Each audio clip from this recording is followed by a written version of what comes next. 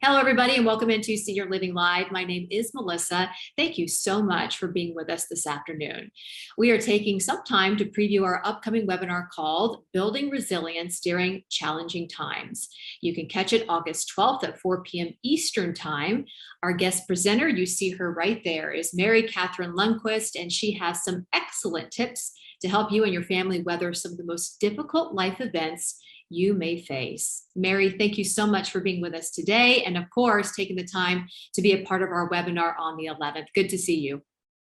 Thank you, Melissa. I'm so happy to be here today. Thank you. You are so welcome. Let's start first by finding out a little bit about you, your background, and you're currently at Rutgers, correct?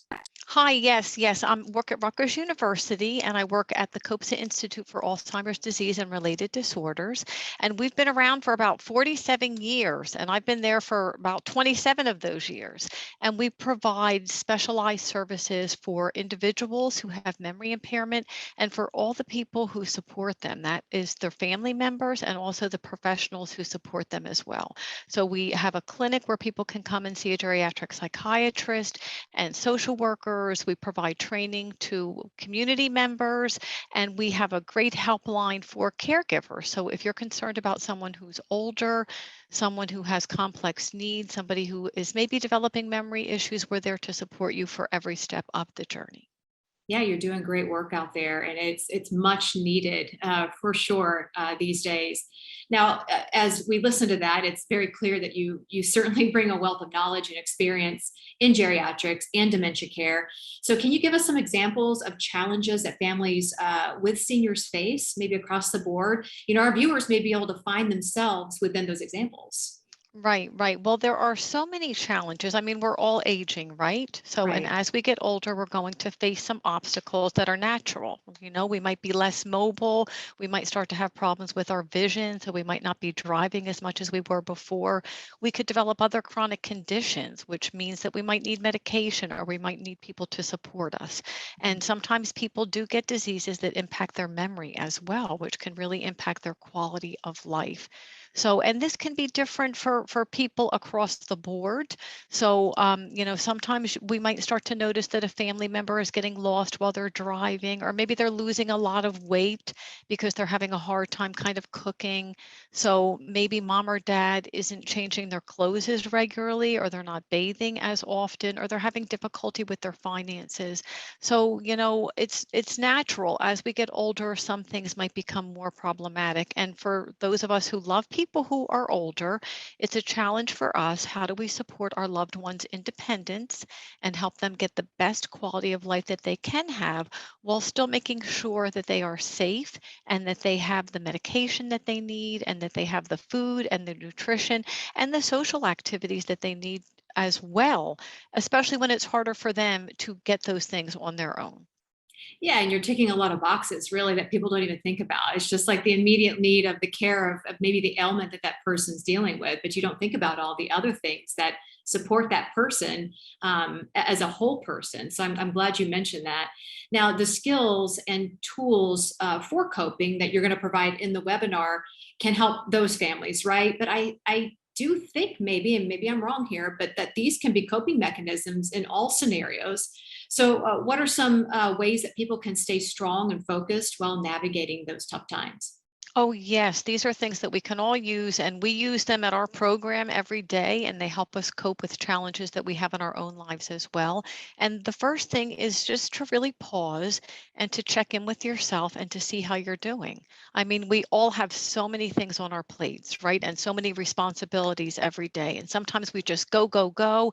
Maybe we're running with our jobs and we have young children at home, and then we have parents who maybe need support as well, and we don't stop to check in with ourselves to see how we are doing. So that's a very important thing. Just stop and check in with yourself on a regular basis.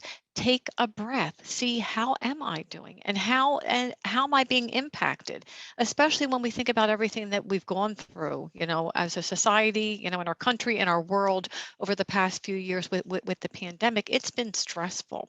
Sometimes there are stressors that we're all experiencing together, and sometimes we might have our own personal stressors that we are dealing with.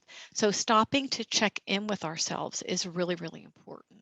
The second thing that we can do, and we're going to cover all these things in our webinar more in depth, is just to have some compassion for ourselves, some mindful compassion that, hey, we all struggle. We all experience challenging times. Oftentimes we beat ourselves up when things aren't going well for ourselves or things aren't going well for our family members if they have a chronic illness. So, but just having some compassion for ourselves, knowing that we're doing the best we can, just as we cultivate that attitude for the people we're supporting, that they're doing the best they can do as well. That's very, very important as well. So, Yeah, great an, tips. Go ahead. Another thing that we can do it is to have positive thoughts. Sometimes we think and focus on, and this is natural, it's human nature. We think about all the things that are going wrong and all the obstacles that we do have. But we can turn that around in a pretty big way if we stop and we think about what is going right. Simple things. I turned on the faucet this morning and water was coming out. I can get up and I can walk to get my mail. So there might be bills once I get there, right? But when we stop to think about the positive things, when we cultivate gratitude in our lives, it seems like it's such a simple thing, but there's actually a lot of research that is being done on how positive these positive thoughts, focusing in on them can really turn our lives around as well. And then the fourth thing that we're going to talk about as well is staying connected and having the right relationships. And especially as we age, and if we're supporting someone and caring for someone, it's so important for us to have the right relationships, people who can kind of help us along the way, help us stay connected, and help us feel like we have people who can help us for things that we can't do for ourselves anymore. Yeah, those are excellent tips. And even if you don't join the webinar, I mean, those are things you can jot down and start working on today. Thank you for that. So, when is it a good time? And I know this is a really hard decision for a lot of people to make, but when is it a good time to bring in outside help when you just can't do it anymore? Right. Well, that is a great question. It's going to be different for every family, right? So, the first thing to remember is nobody can do this alone, Right. right? Especially if there is some memory impairment involved, it really does take a village. And oftentimes we think we're burdening other people when we ask them to help, or we think it's a sign of failure if we have to reach out and hire a home health aide, or if we think that mom really can't live with us anymore, she's going to have to go to an assisted living or to a nursing home. We think it's a sign of failure, but it's really a sign of strength to be able to assess the situation and say, you know what, this is not the best place for mom. This is not the best scenario for her to have the best quality of life possible. So always checking in with yourself about that, asking questions about safety. Is my loved one safe where they are by themselves right now? If they're not, and we're working and we have other responsibilities, then we know it's time to reach out and to get some other people there as well. Again, sometimes we think about it as a negative thing, but we have to look on the other side. Introducing other people into our lives to provide support for an elderly parent or someone who has other issues can be a really positive thing in their lives as well. Once you're older, you're not as mobile, you have memory problems, you can't go out on your own and, go bowling or go golfing. It can be pretty socially isolating and we miss Sure. being with peers. So having a helper come in is offering a very, beneficial relationship to our family member as well. So we can look at that as a positive thing as well. Yeah, great tip so far. And again, just sort of a preview of your upcoming webinar.